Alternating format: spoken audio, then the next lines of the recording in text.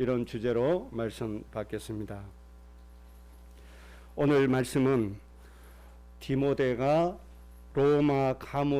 바울이 로마 감옥에서 제자 디모데에게 쓴 편지입니다. 제자 디모데에게 목회할 때 이렇게 하라, 목회 서신이죠. 이 감옥에 갇혀 있다가 바울이 참수당하고 생을 마감하게 됩니다. 이 바울이 갇혔던 감옥 그리고 참수당한 현장이 지금도 잘 보존되어져 있습니다.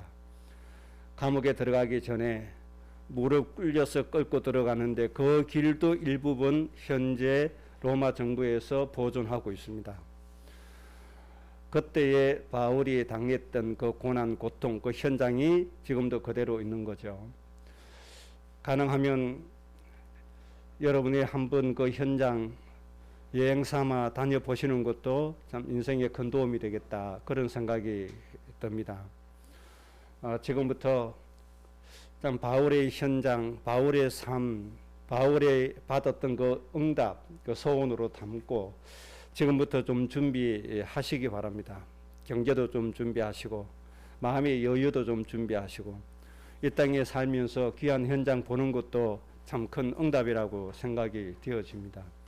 그러니까 조금만 준비하면 되거든요. 어렵지 않게 갈 수 있습니다.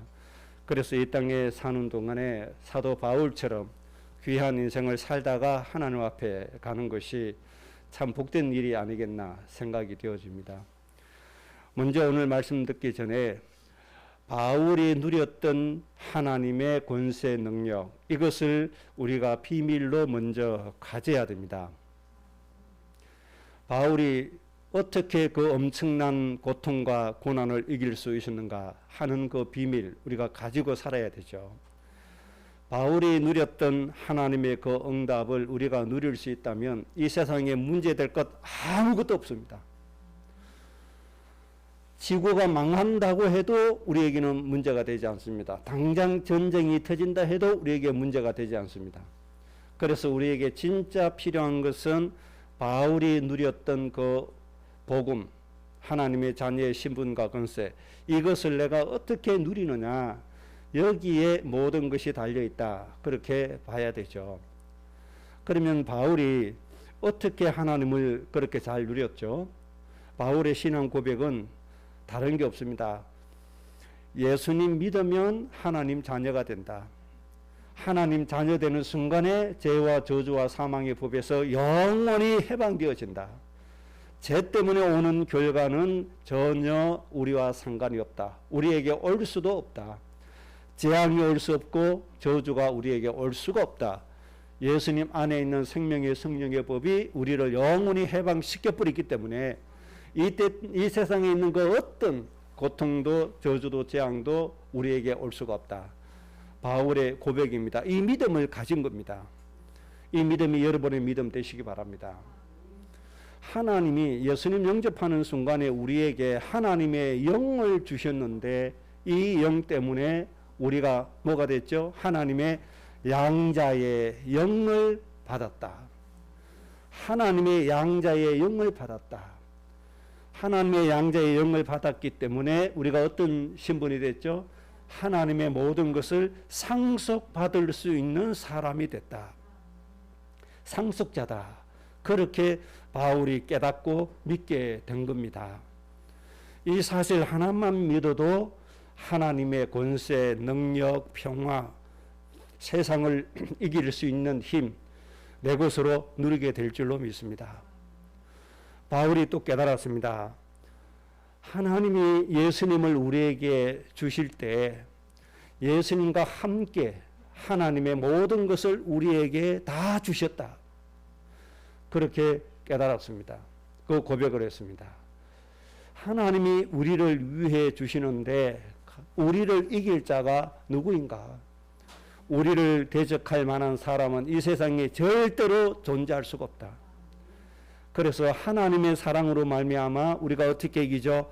넉넉히 이기게 되어져 있다. 이런 인생의 결론을 가지고 우리가 살아간다. 그렇게 말씀했습니다. 이것은 사실일 겁니다. 하나님이 우리와 함께 하십니다. 영원히 항상 함께 하신다고 말씀했습니다. 하나님은 거짓말 하시지 않습니다. 하나님 무능하신 분이 아닙니다. 말씀 한마디로 천지를 창조하신 전능하신 하나님이십니다. 이 하나님은 주무시지도 않습니다. 처음과 나중입니다. 육신의 인간이야 작년, 저작년, 내년, 후내년 이렇게 얘기하지만 하나님께는 영원합니다. 시작과 끝도 없습니다. 한순간과 같은 겁니다. 그 정도로 하나님의 세계는 영원한 것이죠. 이런 하나님이 우리를 돌보고 계시는데 문제는 이 하나님을 제대로 누리지 못하는 거, 이게 문제입니다. 잘 생각해 보세요. 말씀 한마디로 태양을 창조하시고 우주 만물을 창조하신 이 하나님의 능력을 그리스도와 함께 나에게 주셨어요. 그런데 내가 왜 무능해요? 그런데 나는 왜 안 돼요? 돈 좋아하는 목사는 그럴 겁니다. 헌금 안 해서 그래. 그렇게 사기 비슷하게 말하기도 할 겁니다. 또 기도 강조하는 목사님은 그럴 겁니다. 네 기도 안 해서 그래. 하루에 노는 만큼은 기도해야 될 거 아니야. 그럼 기도해봐. 능력이 나타나. 그럴 겁니다. 선행을 강조하는 목사님은 그럴 겁니다. 허구한 날 남 도와주지도 않고 네 욕심만 차리고 착한 행동 하나도 없고 악하게만 사는데 거기에 무슨 하나님의 능력이 있냐. 모든 악을 끊어버리고 선행을 좀 행해라. 그렇게 또 강조할 수도 있겠죠. 일부분 맞는 말이기도 합니다. 다 틀렸다는 게 아니죠. 일부분 맞아요. 그런데 바울이 하나님을 누리는 방법이 가장 완벽한 방법이다. 그렇게 성경 말씀을 통해서 정리할 수 있겠습니다. 바울이 하나님의 능력을 누리기 위해서 헌금에다가 중점을 두지 않았고 기도에다가 중점을 두지 않았고 선행에다가 중점을 두지 않았습니다. 인격에다가 중점을 두었는데 바울의 인격이 오직 예수 그리스도만 생각한다. 예수님이 나를 위해서 죽으시고 예수님이 인간의 모든 문제 해결하신 그리스도시다. 이것만 생각하기로 뭐 했어요? 작정을 해버렸다. 이 사실이 바울의 인격 자체입니다. 다른 게 있을 수가 없어요. 그래서 하나님을 온전히 누리게 되니까 뭐가 나와요? 그때 진짜 기도가 나와요. 예수님 온전히 누리게 되니까 그때 뭐가 나와요? 참 헌신이 나와요. 그때는 죽음이 와도 복음 들고 죽음을 맞서는 겁니다. 그때는 감옥이라고 하는 환경에 문제가 와도 자청해서 감옥에 들어가는 겁니다. 왜요? 이미 하나님으로 충만하기 때문에. 하나님의 능력으로 충만하죠. 하나님의 마음으로 충만하죠. 두려울 게 없어요. 문제될 게 없어요. 그 마음 가지고 감옥에 들어가서 뭐하죠? 하나님께 예배하고 찬송하니까 옥문이 터져버리는 겁니다. 그래서 주 예수를 믿어라. 그리하면 너와 내 집이 구원을 얻으리라. 이 말씀이 선포되어지는 겁니다. 이런 현장 하나님 우리에게도 주실 줄로 믿습니다. 여러분 살아가는 인생에 있어서 여러분을 알만한 모든 사람들이 여러분에게 와서 어떻게 해야 우리 가정 내가 구원받을 수 있겠습니까? 라고 하는 고백을 받으셔야 돼요. 이런 일이 일어날 줄로 믿습니다. 바울처럼 오직 예수님만 생각하면 이런 결과가 반드시 와줄 줄로 믿습니다. 그래서 하나님이 우리에게 주신 모든 생명을 살릴 수가 있어야 됩니다. 이랬더니 바울의 몸에서도 실제적으로 하나님의 능력이 나타나요? 안 나타나요? 나타나기 시작하잖아요. 그래서 바울이 가서 기도하면 모든 병 다 낫고 바울이 사용하던 손수건 앞치마를 환자에게 얹어놔도 귀신이 떠나가고 병든 자가 고침받는 일이 일어나게 되는 겁니다. 그래서 열쇠는 하나입니다. 내가 얼마나 예수님에게 집중하느냐. 나를 위해서 십자가를 지신 예수님을 얼마나 내가 생각하느냐. 여기에 달려 있습니다. 그래서 이런 고민 와도 잠깐 접어놓고 예수님 생각하시고 몸에 문제가 와도 그 문제 잠깐 내려놓고 예수님부터 먼저 생각하고, 내 몸이 아플 때 그 아픔에 짓누르지 말고 좀 내려놓고 나를 위해서 채찍 맞으신 예수님 좀 생각하고, 이렇게 하면 뭐가 나타나요? 하나님의 능력이 나타나요. 그래서 바울이 고백했습니다. 십자가의 도는 안 믿는 자에게는 미련하게 보이는 것인데 구원받은 우리에게는 뭐다? 하나님의 능력이 된다. 그렇게 말씀했습니다. 바울의 비밀은 이거 하나밖에 없어요. 이 예수 그리스도를 누림에 있어서 돌에 맞아 죽었음에도 불구하고 스스로 또 살아나는 거예요. 왜요? 하나님의 능력 때문에. 이런 응답을 하나님이 주십니다. 어떻게 보면 바울의 그 헌신의 삶 때문에 오늘 우리가 이렇게 복음을 풍족스럽게 누리게 된지도 모릅니다. 참 그런 선조 때문에 오늘 우리가 하나님의 큰 은혜로 살게 되는 거죠. 이런 바울의 누림부터 꼭 배우시기 바랍니다. 여기 있다 저기 있다 이거다 저거다 절대로 이런 데를 다른 데 마음 두지 마시고, 나는 오직 예수님만 알기로 작정했다. 이 한 가지로 하나님의 모든 것 다 누리시기 바랍니다. 하나님이 바울에게 주셨던 그 응답 우리에게 꼭 주실 줄로 믿습니다. 오늘 본문 말씀을 통해서 중요한 응답을 정리하겠습니다. 바울이 디모데 보고 아들과 같다고 얘기했습니다. 제자인데 아들과 같은 제자 목회자 디모데에게 두 가지를 먼저 얘기했습니다. 첫째는 이 시대를 진단해 주었습니다. 디모데야, 네가 살고 있는 이 시대가 어떤 시대냐, 이 시대를 진단해 주고 이 시대를 치유할 목회의 방향을 제시해 주는 겁니다. 첫째입니다. 바울이 진단한 이 시대입니다.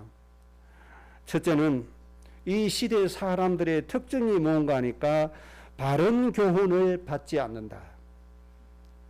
바른 교훈을 받지 않는 것이 시대의 특징입니다. 그때나 지금이나 같습니다.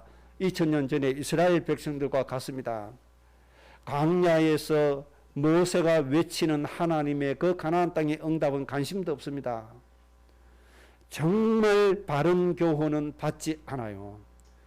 그리고 어떻게 살아가는가 하니까 자기의 사욕을 따를 서성을 많이 둔다. 그렇게 말씀했습니다. 실제로 그렇게 살아가고 있잖아요. 내 사욕을 따를 서성을 둔다. 이 말이에요. 쉽게 말하면 이것 하면 행복해진다 하더라. 이렇게 하면 돈이 잘 벌려진다 하더라. 그거는 참 좋다 하더라. 이런 얘기가 하나님 말씀보다도 앞서가는 게 사실입니다. 그렇잖아요. 저는 목사니까 목사님들 세계에서도 이렇게 보면 하나님이 성경을 통해서 완전한 목회 방향 다 주셨거든요. 말씀 다 주셨거든요. 그런데 이 말씀에 집중하기보다는 어느 지역에 어느 교회 어느 목사의 그 목회 그 방식이 교회를 부흥시킨다더라. 열심히 따라가는 거예요. 열심히 쫓아가는 거예요. 틀렸다는 것이 아니고 그렇게 가다 보면 정말 자기 욕심에 따라서 자기 욕심을 채워줄 스승으로 따라가 버리는 거예요. 그러다가 어떤 일이 일어나죠? 정말 하나님이 주시는 참 응답은 다 놓쳐버리는 그런 결과가 나옵니다. 길을 진리에서 돌이켜 허탄한 이야기를 따르게 된다. 그렇게 말씀했습니다.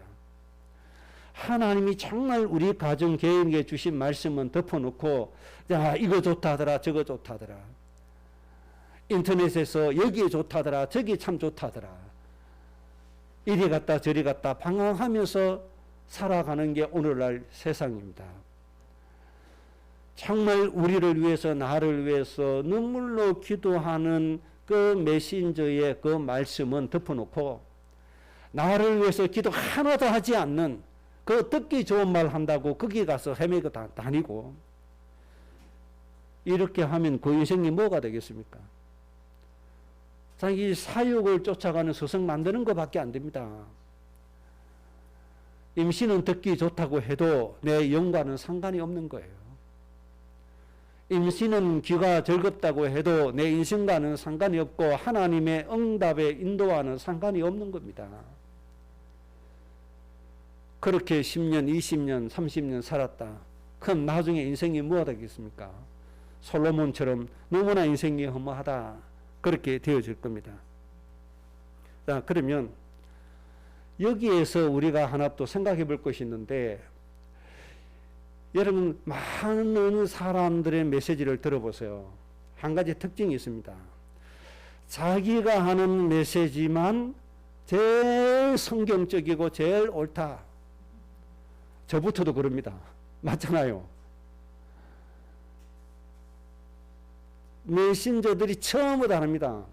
내가 하는 메시지가 가장 성경적이고 가장 진리에 합당하고 가장 옳은 것이다. 전부 다 이 마음 가지고 합니다. 예, 전부 다 이렇게 합니다. 저도 그렇습니다. 그러면 전부 다 말이 다 맞네? 맞는 것도 있고 틀린 것도 있죠. 그래서 하나님이 비밀을 하나 주셨어요. 참고로 하나님이 주셨는데 사도행전 17장 11절의 말씀을 주셨어요. 베레아 사람들은 데살로니가 사람보다 더 신사적이어서 하나님의 말씀을 받고 말씀이 성경에 그러한가 하여 날마다 상고했다. 그렇게 성경을 기록해 놓고 있습니다. 이것은 누구의 몫이죠? 말씀을 듣는 사람들의 몫입니다. 내가 오늘 이런 말씀을 들었는데 내가 들은 이 말씀이 과연 하나님이 의도하신 말씀에 맞는가? 이것을 찾아야 됩니다. 그런데 이것을 잘 하지 않습니다. 하나님의 말씀에 맞는가 상고하여 이거 안 합니다. 이거 하지 않고 교단의 교리에 맞나 안 맞나 그렇게 합니다. 예를 들면 성경에 예수님께서 행하신 교회 예식 가운데 침례라고 하는 게 있습니다. 완전히 물에 잠기는 게 침례죠. 베프티스트 원어입니다. 완전히 물속에 들어가는 겁니다. 뭘 의미하죠? 예수님과 함께 완전히 죽었다. 그런데 한국 성경은 침례가 아닙니다. 뭐죠? 세례입니다. 세례는 뿌릴 세자입니다. 뿌리는 겁니다. 이렇게. 성경의 원어는 완전히 잠기는 침례인데 한국 성경은 한국에는 번역하기를 세례라고 합니다. 왜 그래요? 장로교의 교리거든요. 성경에 합당한가? 이거는 잘 안 해요. 우리 교리에 맞나? 이렇게 해요. 그래서 성경 번역도 그렇게 해가는 거예요. 이렇게 하다 보면 조금씩 어떻게 가요? 성경에서 엇나가기 시작하는 거예요. 처음에는 조금 빗나간 것 같지만 이것이 세월이 흐르고 가면 갈수록 어떻게 돼요? 더 크게 벌어지는 겁니다. 그래서 베레아 사람은 뭐 했다? 하나님의 말씀에 그러한가 하여 날마다 상고했다. 이것은 누구 몫이라고요? 말씀을 받는 나의 몫이다. 이렇게 하면 성령께서 마음에 감동을 주셔서 진짜 말씀을 붙잡고 가도록 도와주실 겁니다. 그래서 여러분 꼭 이 작업을 하셔야 됩니다. 오늘 주일 예배를 통해서 디모데후서 4장 1절 8절 말씀을 들었다. 과연 오늘 목사님이 전해준 이 말씀이 성경에 합당한 말씀이었나? 뭐 해봐야 돼요? 상고를 해라. 묵상을 해봐야 된다. 하나님의 하신 말씀의 의도가 과연 맞는 말씀이었는지 생각을 해야 된다. 그래서 하나님께서 내 마음에 이 부분은 말씀이 아니었던 것 같다. 그러면 뭐 해야 돼요? 깨끗하게 도려내 버려야 됩니다. 깨끗하게 정리하고 하나님의 말씀이다라고 믿어지는 부분을 내 인생의 등불로 삼고 가야 됩니다. 그러면 정확하게 말씀의 인도를 받아갈 수가 있습니다. 꼭 말씀을 상고하시기 바랍니다. 그 다음에 바울이 디모데에게 목회의 방향을 제시해 주었습니다. 이런 시대인데 그러면 어떻게 네가 목회를 해야 될 것이냐? 말씀을 전파해라. 때를 얻든지 못 얻든지 항상 말씀을 전파하기를 힘쓰라. 왜 그렇죠? 말씀밖에 없으니까. 말씀이 살리는 것이고 말씀이 치유하는 것이고 말씀 따라 가야만 인생이 되기 때문에 뭐해라?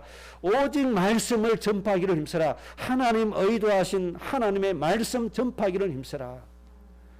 세상이 그렇다고 사람들이 좋아하는 거짓된 서성을 만들지 말고 세상이 좋아하는 사상을 만들지 말고 하나님의 말씀을 전파해라. 그렇게 하는데 오래 참음과 가르침으로 경책하고 경계하고 하나님의 말씀을 구원해라. 그렇게 말씀했습니다. 오래 참아라. 이 말이 무슨 말이죠? 내가 한 번 말씀으로 경책을 한다고 바로바로 돌아옵니까? 그렇지 않다는 얘기죠. 한 번 말씀으로 구원한다고 바로 바른 길로 돌아옵니까? 그렇지 않다는 얘기죠. 계속 제 갈 길로 가는 겁니다. 그렇다고 할지라도 낙심하지 말고 오래 참으라. 그리고 끝까지 가르쳐라. 끝까지 경책해라. 끝까지 경계해라. 사람이 좋아한다고 같이 휘둘리지 말고 사람이 싫어한다고 중단하지 말고 하나님의 말씀을 올바르게만 전파해라. 그렇게 해서 말씀 따라갈 수 있도록 해라. 이것이 디모데에게 주신 목회의 방침이었습니다. 그리고 모든 일에 신중해라. 고난을 받으며 전도자의 일을 하며 내 직무를 다해라. 이렇게 권면해 주었습니다. 그러면 그게 세 번째입니다. 바울의 삶과 우리의 삶. 바울은 어떤 삶을 살았는가 하니까 디모데후서 4장 7절에 있는 말씀처럼 나는 선한 싸움을 싸우고 달려갈 길을 마치고 믿음을 지켰다. 내 인생은 선한 싸움을 싸운 인생이었다. 자기 인생의 여정을 한마디로 이렇게 정리한 거예요. 나는 이렇게 해서 복음을 많이 누리고 나는 이렇게 해서 하나님 주신 축복을 누리고 그 말을 한 것이 아니에요. 내 인생은 선한 싸움을 싸운 것이었다. 그리고 달려갈 길을 마치고 믿음을 굳게 지켰다. 그렇게 얘기한 겁니다. 디모데후서 4장 8절에 이제 후로는 나를 위하여 의의 면류관이 예비되어졌다. 그렇게 말씀했습니다. 여기에서 우리가 받아야 될 응답이 바로 이거죠. 바울이 누렸던 의의 면류관. 우리가 이것을 보고 하나님 앞에서 달려가게 되는 겁니다. 꼭 기억하셔야 됩니다. 우리가 받아야 될 면류관은 바울이 누렸던 바로 이 의의 면류관. 이것을 보고 우리는 달려가는 겁니다. 그러면서 바울이 이렇게 얘기했습니다. 내게만 아니라 주의 나타나심을 사모하는 모든 자에게 의의 면류관이 예비되어져 있다. 바울에게만 주신 게 아니죠.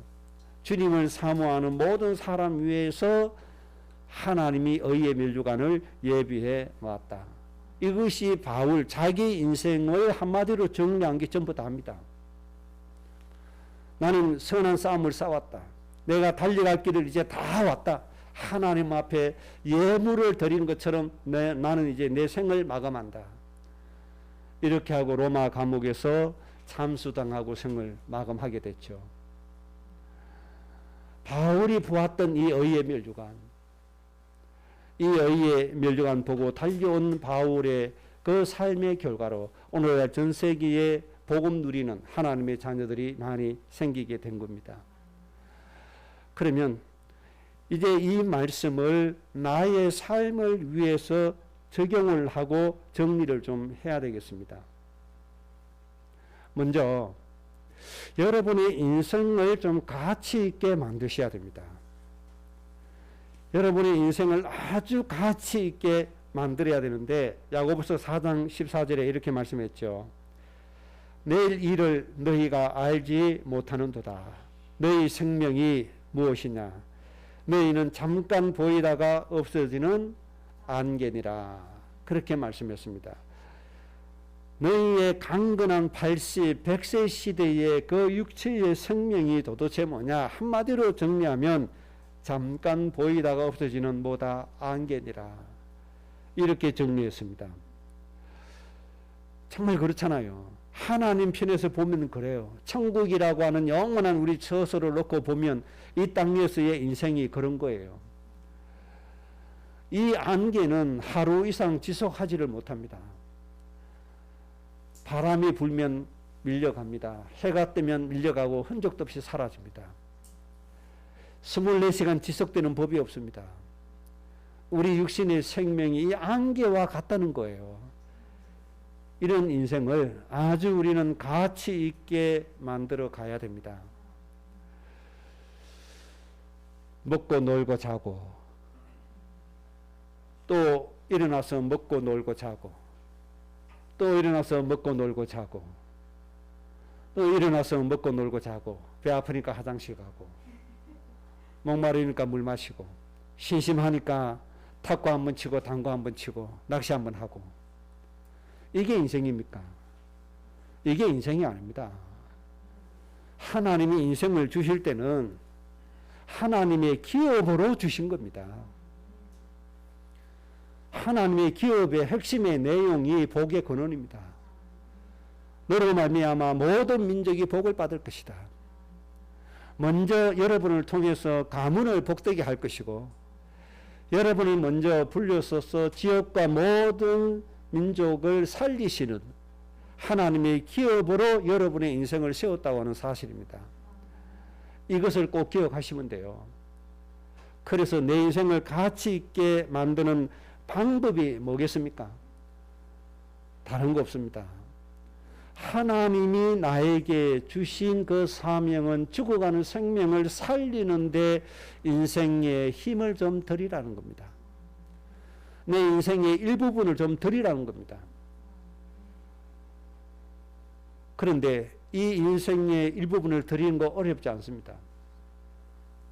오늘도 수도 없이 죽어가는 저 영혼을 살리는데 하나도 어렵지 않습니다. 무엇으로 할 수 있습니까? 예수님의 마음 가지고 기도함으로 다 할 수 있습니다. 그렇게 함으로 인해서 여러분의 인생이 아주 가치 있는 인생이 되어지는 겁니다. 그렇게 만드시기 바랍니다. 그래서 이제부터 기도하셔야 됩니다. 하나님, 예수님처럼 내 뜻을 이루려고 살지 말게 해주시고, 나를 불러주시고 나를 세워주신 하나님의 뜻을 이루도록 살게 해 주옵소서. 그 뜻이 뭐겠습니까? 한 영혼도 잃어버리지 않고 전부를 살리는 이것이니라. 이 말씀대로 사라져 가는 겁니다. 그럼 내가 어떻게 살려요? 기도로서 할 수 있다는 겁니다. 하나님의 말씀을 믿음으로써 할 수 있다는 겁니다. 예를 들면 바로 요셉입니다. 하나님이 주신 꿈을 육신으로 해석하지 않았어요. 하나님이 나를 통해서 생명을 살리신다. 하나님의 말씀으로 해석을 했어요. 그 말씀 가지고 노예로 팔려가서 노예 생활하고 누명 쓰고 감옥 생활하고 이런 인생의 여정을 조금 걸어가는데 인생의 결론을 하나님이 어떻게 만들어 놓으시죠? 전 세계를 살릴 수 있는 사람으로 하나님이 만들어 놓으신 겁니다. 이처럼 그러면 정말 하나님 앞에서 하나님 나를 통해서 모든 민족의 생명을 살리기를 원하신다. 이 마음 가지고 조용히 기도하고 조용히 예배하고 하나님 바라보면 되는 거예요. 이런 사람이 이 세상에 부족하단 말이에요. 전부 다 뭐하죠? 예수님 이름으로 복 주세요. 이거 하고 있잖아요. 전부 다 뭐예요? 육신에 평안하게 사는 삶을 그걸 원하잖아요. 그래서 바울이 디모데에게 너는 세상에서 부귀영화 누리지 말고 뭘 받아라? 고난을 받아라. 죽어가는 영혼 살리기 위해서 고난 속에 들어가라. 이게 복된 인생입니다. 이런 헌신의 삶을 사는 소수의 사람을 통해서 이 세상에 뭐가 오지요? 평화가 와지는 거고 이 세상에 수많은 사람들이 하나님의 은혜로 사라지는 겁니다. 그래서 간단하게 다시 말씀드리면 여러분의 인생 최고로 가치 있게 만드는 것, 세상의 부귀영화 내려놓고 저 죽어가는 영혼 살릴 수 있는 인생 되게 해달라고 기도하는 겁니다. 이것이 최고의 인생임을 믿으시기 바랍니다. 하나님 보실 때 최고의 가치 있는 사람임을 믿으시기 바랍니다. 하나님은 아브라함을 선택하실 때 가장 우상을 많이 섬기는 가문, 가장 약한 사람을 불러주셨어요. 그리고 복의 군을 만들어 주셨어요. 왜 그렇게 하셨죠? 전적으로 하나님께 의지해라 그 말이죠. 오직 하나님 은혜로 살아라 그 말이죠. 우리가 잘나면 얼마나 잘나고 그러겠습니까? 오직 우리는 하나님 은혜로만 할 수 있는 거예요. 그래서 하나님이 약한 자를 들어서 강한 자를 뭐해요? 부끄럽게 하신다고 그랬어요. 가난하고 없는 자를 통해서 있는 자들을 낮추신다고 말씀하셨어요. 하나님 그렇게 하신 겁니다. 그래서 무능하다고 낙심할 게 아니에요. 없다고 낙심할 거 아니에요. 이런 사람을 하나님이 오히려 하나님의 뜻을 이루는 도구로 쓰시는 겁니다. 여러분 인생 가장 가치 있게 만드는 거 어렵지 않습니다. 하나님의 모든 백성 살리는 데 헌신하는 겁니다. 그 헌신의 방법이 뭡니까? 기도가 최고라는 겁니다.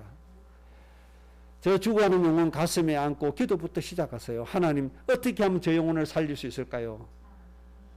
하나님 저 영혼을 살릴 수 있는 저 선교사를 우리가 후원하고 선교사님이 우리 대신에 그 현장 가서 목숨 걸고 일하고 우리는 그 선교사님 위해서 기도하고 선교사님 후원하고 이런 일을 우리가 하게 되는 겁니다. 여러분의 인생이 가장 복된 인생 될 줄로 믿습니다. 그래서 오늘도 굶주림으로 영양실조로 병들어서 죽어가는 사람이 5만 명 또 죽어갈 텐데 이 죽어가는 5만 명의 영혼이 여러분 기도 때문에 살아나는 날이 속히 이 땅에 와줄 줄로 믿습니다. 정말 기도하세요. 그들은 복음들을 기회조차도 얻지 못하고 죽어가는 겁니다. 얼마나 급합니까? 어떤 나라는 최장수 할아버지가 40세도 안 되는데 나이 40도 안 되는데 이미 병들어 죽어가니 언제 어디서 복음 듣겠습니까?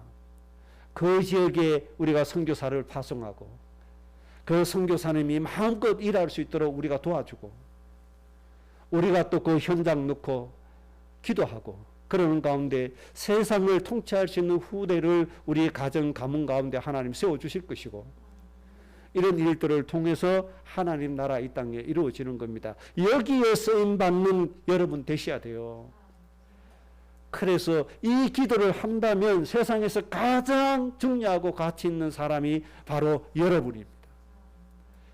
하나님 앞에 그렇게 자신을 좀 인식하시고 이제부터 하나님께 기도하겠습니다. 그렇게 헌신하시기 바랍니다.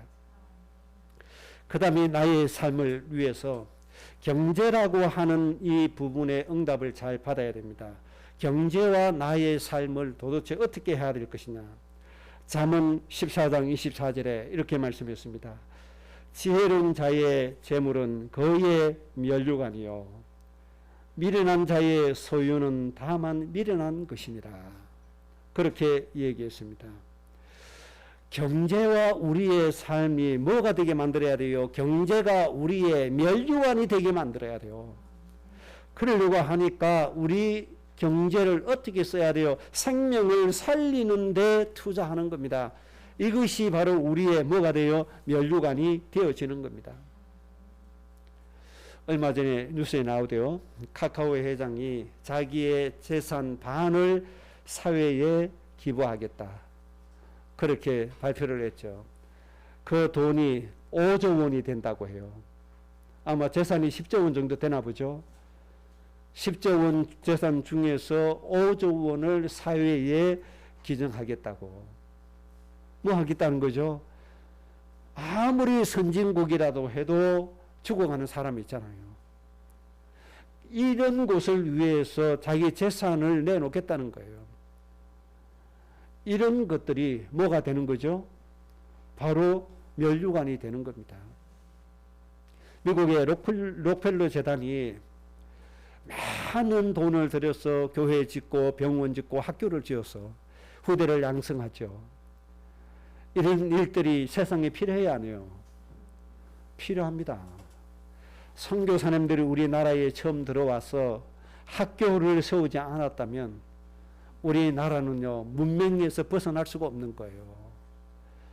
우리나라가 이렇게 경제 성장할 수 있는 것도 외국에서 평가하기를 교육이다. 교육의 힘이다. 그러잖아요. 이 교육을 누가 했어요? 선교사님들이 먼저 제일 했잖아요. 제일 먼저 했잖아요. 이런 일들을 이제는 우리나라가 제3세기를 향해서 해야 될 일들입니다. 이런 일들을 위해서 자기 재산을 내놓은 거예요. 이제 어떻게 잘 활용하느냐 이런 숙제가 남아있겠지만 정말로 기부받은 단체 사람들이 의도에 맞게 바르게만 사용한다면 어마어마한 생명을 살릴 수가 있는 겁니다. 이것이 우리의 경제가 되게 해 만들어야 됩니다. 우리 교회 헌금을 왜 하죠? 하나님께서 보실 때 생명을 가장 중요하게 여기는 게 교회잖아요. 생명을 가장 살리는 게 어디죠? 교회잖아요. 그래서 하나님이 헌금을 하게 하신 겁니다. 그래서 교회 유지해서 뭐 해라? 가나안 땅 정복하고 거기에서 모든 민족을 살리는 일을 해라. 그렇게 얘기하는 겁니다. 그래서 헌금이 중요한 거죠. 그래서 저는 헌금 강조를 절대로 안 합니다. 안 하는 이유가 있습니다. 너무너무 중요하기 때문에 헌금 강조를 안 합니다. 여러분 가정에 아주 중요한 재산, 재물이 있다. 동네방네 자랑하고 다닙니까? 나 혼자만 딱 가지고 있잖아요. 아주 귀한 것이기 때문에. 헌금은 너무너무 중요한 일입니다. 그래서 사람의 강요에 의해서 해서는 안 된다는 의미로 저는 강조를 안 합니다. 강제로 강요하고 강제로 등 떠밀어서 하고 그거는요 헌금이 아닙니다. 그거는 짐입니다. 하나님 기뻐 받아주시지도 않습니다. 그래서 오해하지 말아야 될 건 우리 교회 목사님은 헌금 설교 절대로 안 하고 헌금 강조 안 하기 때문에 헌금 안 해도 된다. 절대로 속지 않기를 바랍니다. 다행히도 감사한 게 여러분들 안 속으시더라고요. 목사님이 얘기 안 해도 여러분들이 할 거 딱 하고 그게 진짜 믿음입니다. 그게 진짜 헌금입니다. 앞으로도 여러분 꼭 그렇게 하시기 바랍니다. 교회 절기 전 강조 안 합니다. 왜? 너무 중요하기 때문에. 그래서 스스로 하나님 앞에 감사하고 하는 겁니다. 교회마다 신년 송구 영신 예배 기도 제목 내고 축복 기도 받고 헌금을 1년치 힘껏 준비해서 하고 그렇게 하죠. 저는 처음부터 그걸 안 합니다. 처음부터 하나님 앞에 아예 저는 목회하면 이렇게 하겠습니다. 하나님 앞에 제가 서원했습니다. 이렇게 하다 보니까 혹시 중요함을 좀 가볍게 여기는 거 아니냐 이런 염려는 솔직히 들 때도 있습니다. 그러나 저는 또 믿습니다. 이런 염려까지도 하나님은 알고 계시고 하나님이 마음에 감동 주실 겁니다. 그래서 중요한 건 경제와 나의 삶의 관계를 어떻게 형성시켜 나갈 것이냐 이것이 아주 중요합니다. 정리해드리면 하나님 우리에게 주신 경제는 생명을 살리라고 주신 것이다. 그래서 우리는 다양한 방법을 통해서 써야 됩니다. 교회 헌금을 통해서 하고 내가 직접 죽어가는 저 현장에 기부함으로 할 수도 있고 내가 죽어가는 저 사람 직접 찾아가서 먹을 양식을 제공해 줄 수도 있고 여러 가지 다양한 방법이 있습니다. 이 여러 가지 방법을 다 사용해도 됩니다. 그들의 생명이 살아난다면 하나님이 기뻐하시는 겁니다. 이런 경제의 삶이 꼭 되어지시기를 바랍니다. 인생의 여정의 결론은 앞으로 이렇게 되어질 겁니다. 야고보서 1장 12절 말씀처럼 시험을 참는 자는 복이 있나니 이는 시련을 견디어낸 자가 주께서 자기를 사랑하는 자들에게 약속하신 생명의 면류관을 얻을 것이기 때문이다. 온갖 시험과 어려움과 고난이 우리에게 올 수도 있다. 이 시험을 뭐해라? 참는 자가 복이 있다. 온갖 시험을 참는 자는 뭘 얻게 돼요? 생명의 면류관을 얻게 될 것이다. 그렇게 말씀했습니다. 여러분, 우리 인생이 이렇게 되어질 겁니다. 진짜 복음 위에서 가면 이렇게 되어질 겁니다. 정말 하나님 올바르게 따라가면 이런 결론이 우리 인생의 결론이 되어질 겁니다.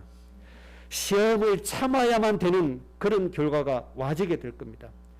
시련을 견뎌내야 되는 결과가 와지게 될 것입니다. 고통을 당해야만 되는 그런 결과가 우리에게 와지게 될 겁니다. 이러한 것들을 뭐해라? 참아라. 참는 자에게 하나님이 생명의 면류관을 얻게 하실 것이다. 그렇게 말씀해 주셨습니다. 우리는 반대로 원하죠. 고통 없기를 원하고 늘 평안하기만 원하잖아요. 이 세상은 그렇지 않다는 겁니다. 왜요? 악한 마귀 사단이 왕노릇하고 있는 세상이기 때문에. 그래서 온갖 시험이 다가올 겁니다. 그 참고 이겨내야 됩니다. 저는 이 자리에 서기까지 3대, 4대 믿어서 대접받으면서 신학한 게 아니고 대접받으면서 목회자 된 게 아닙니다. 우리 동기들은 전부 다 대접받으면서 목사 되고 그러더라고요. 저는 처음부터 부친에게 시계 닥대기로 맞는 거 보통으로 맞았고, 쫓겨나서 헛간에 자기를 수도 없이 헛간에서 많이 잡고, 이런 가운데 우리 가정 가문의 복음화가 되어지고, 예수 믿는 사람이 세워지고, 가문의 저주가 끊어지고, 그렇게 되어지는 겁니다. 이런 시험을 참지 않았다면 어떻게 이 세상에서 이길 수 있습니까? 가장 가진 것이 없고 가장 부족하고 가장 작은 자지만 세상에서 얻을 수 없는 행복으로 살아갈 수 있었던 비밀이 바로 그 믿음으로 시련을 견디고 그 아픔을 이겨냈기 때문에 오늘날 하나님의 영광이 임해지는 겁니다. 저는 생각하거든요. 저처럼 행복한 사람은 이 땅에 없다. 진짜 그 생각이 들거든요. 만약에 하나님 몰랐다 어떻게 되겠어요? 저는 조금도 마음에 세상에 좋은 것에 대한 유혹을 받지 않습니다. 하나님이 그 마음 주신 게 얼마나 좋은지 모릅니다. 늘 말씀드렸지만 서울에 한꺼번에 근 2만 명 들어가는 교회에서 저를 후계자로 오라고 했잖아요. 그것도 2년 동안 저를 불렀잖아요. 갈까 말까 고민조차도 들지 않았어요. 하나님이 이 고향에 보내실 때는 보내신 이유가 있다. 이 이유가 내 인생이요. 이 이유가 내 행복이다. 이런 결론 처음부터 딱 내려놓고 간 거예요. 그러니까 그렇게 저를 오라 가라 해도 저는 마음이 움직여지지가 않는 거예요. 그만큼 하나님이 제 마음속에 뭘 주신 거죠? 확신한 응답 속에 하나님이 주신 겁니다. 이것을 빼앗아갈 수 있는 존재는 아무도 없죠. 우리의 인생의 결론은 이렇게 되어집니다. 시험이 옵니다. 시련이 옵니다. 고통이 옵니다. 이거를 뭐해라? 참는 자가 복이 있다. 이게 우리 인생입니다. 이런 일들이 끊임없이 일어나지는 겁니다. 이런 사람에게 뭘 주세요? 생명의 면류관을 하나님이 주실 것이다. 그렇게 말씀했습니다. 오늘 결론입니다. 두 가지를 좀 생각을 하셔야 됩니다. 첫째 생각할 것은 예레미야 애가 5장 16절에 이렇게 말씀했습니다. 우리의 머리에서는 면류관이 떨어졌사오니 오호라 우리의 범죄 때문이다. 이스라엘 백성들이 하나님 앞에 버림받고 나서 하나님 앞에 한탄하는 소리입니다. 이게 우리 머리에 뭐가 떨어졌어요? 면류관이 떨어져 버렸다. 그 이유는 우리가 뭐 했다? 범죄했기 때문이다. 이게 이스라엘의 저주요 재앙입니다. 이렇게 되면 참 불행한 민족이 되고 인생이 되어지는 겁니다. 여러분 머리에 있는 면류관 절대로 떨어지지 않게 하셔야 됩니다. 여기에서 범죄했다는 건 윤리 도덕을 얘기하는 것이 아닙니다. 하나님의 언약의 반열에서 떨어져 나가는 것입니다. 하나님이 이스라엘 백성을 통해서 모든 민족 살리기를 원하셨는데 모든 민족 살리는 것에는 관심이 없고 오로지 자기들이 누릴 육신의 복만 쫓아가다가 하나님 앞에 버림당하는 겁니다. 이게 범죄입니다. 좀 하나님이 우리를 통해서 하시고자 하시는 일이 뭔가 좀 찾아야 될 텐데 그거를 찾지 못하고 오로지 육신에 관한 복만 쫓아가다가 면류관도 잃어버리고 축복도 잃어버리고 사명도 잃어버리고 모든 거 다 잃어버린 겁니다. 여러분의 인생의 사명은 가장 가치 있는 인생 만드는 겁니다. 죽어가는 영혼 살리기 위해서 내가 하나님 앞에 그들의 영혼을 놓고 기도하는 겁니다. 이렇게 하면 모든 면류관 하나님 여러분에게 다 주실 것입니다. 요한계시록 3장 11절에 이렇게 말씀했습니다. 내가 속히 오리니 너가 가진 것을 굳게 잡아 아무도 내 면류관을 빼앗지 못하게 하라. 아무도 너가 받을 면류관을 빼앗지 못하게 하라. 그래서 바울이 디모데에게 지금 이 세상은 바른 교훈을 듣지 않는다. 자기 사욕을 위해서 서성을 만들어간다. 진리의 말씀을 듣지 않는다. 여기에 빠져버리면 면류관을 뭐해요? 다 빼앗겨버리는 거예요. 정말 하나님께서 여러분과 가정과 가문 위에서 무엇을 하시기를 원하시는가 잘 찾으시기 바랍니다. 이미 하나님 우리에게 모든 복을 다 주셨습니다. 더 이상 복 달라고 하지 않아도 하나님 우리에게 주시게 되어져 있습니다. 우리는 하나님의 양자의 영으로서 상속자입니다. 상속자. 더 이상 여기에 뭐가 필요 있습니까? 필요 없잖아요. 그래서 하나님의 면류관을 받을 삶 속에만 들어가시면 됩니다. 그래서 면류관의 영광으로 여러분의 인생이 되어지시기를 주의 이름으로 축복합니다. 합심으로 기도하겠습니다. 하나님 아버지 감사합니다.